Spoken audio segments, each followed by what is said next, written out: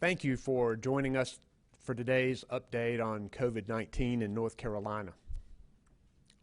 Today, we're reporting 6,951 confirmed cases, 427 people in the hospital, and 213 deaths.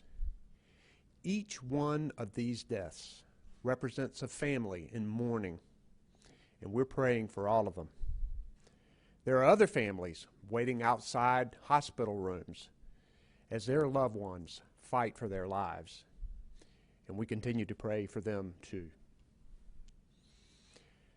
Today I want to share some information about a new executive order and some information about the budget proposal we have been working on with the General Assembly this week.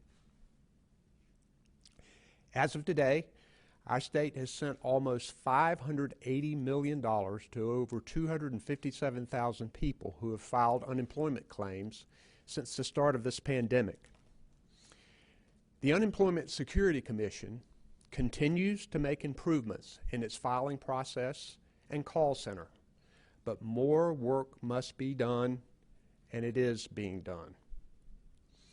We know that this virus is taking a toll on our economy and on our workforce, and we can't lose sight of how this virus is impacting our families in North Carolina.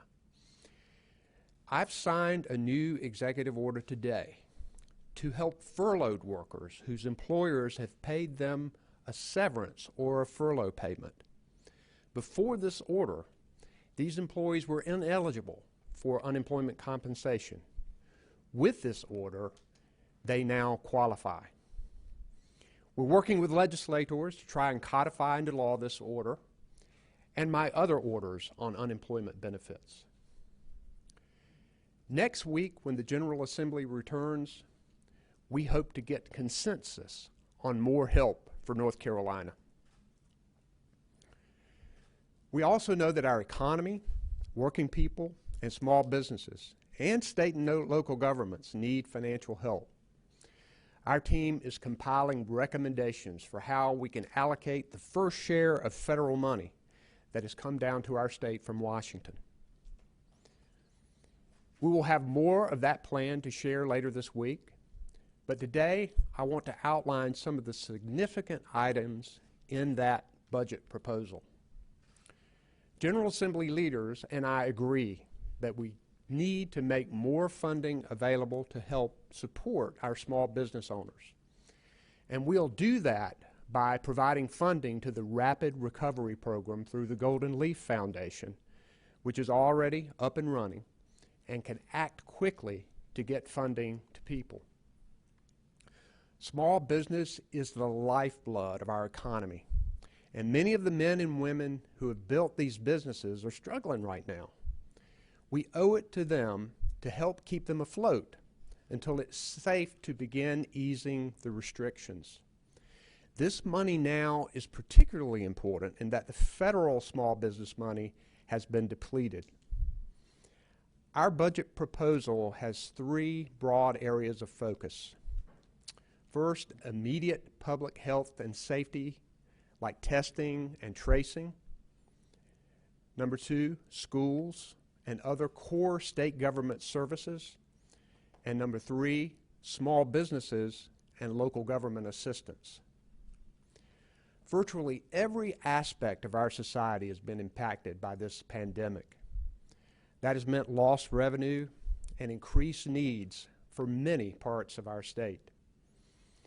In addition to the small business help, I'll recommend funding for more personal protective equipment and cleaning supplies, as well as more contact tracers who can track the spread of the virus, school nutrition to make sure children are still getting healthy meals, support for local governments and underserved communities, assistance for public schools as they teach online, and more. We've been working with the General Assembly and their staffs, and we're hopeful that this funding proposal can be a consensus effort.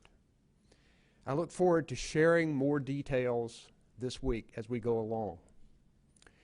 And as we move through another week battling this pandemic, I want to again thank the frontline workers. You're making tremendous sacrifices to take care of our families and ensure that we can be healthy and safe as we stay at home. We are deeply grateful for the work that you do every single day.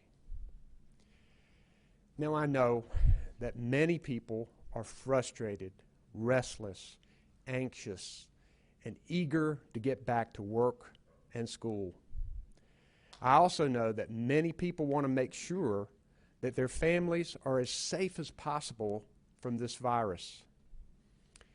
I and my coronavirus task force, which is made up of business, health, education, and other leaders, are getting input from around the state as we prepare the plans to ease restrictions, protect the public health, and get our economy moving forward. Let's keep looking out for each other. And right now, staying at home is saving lives.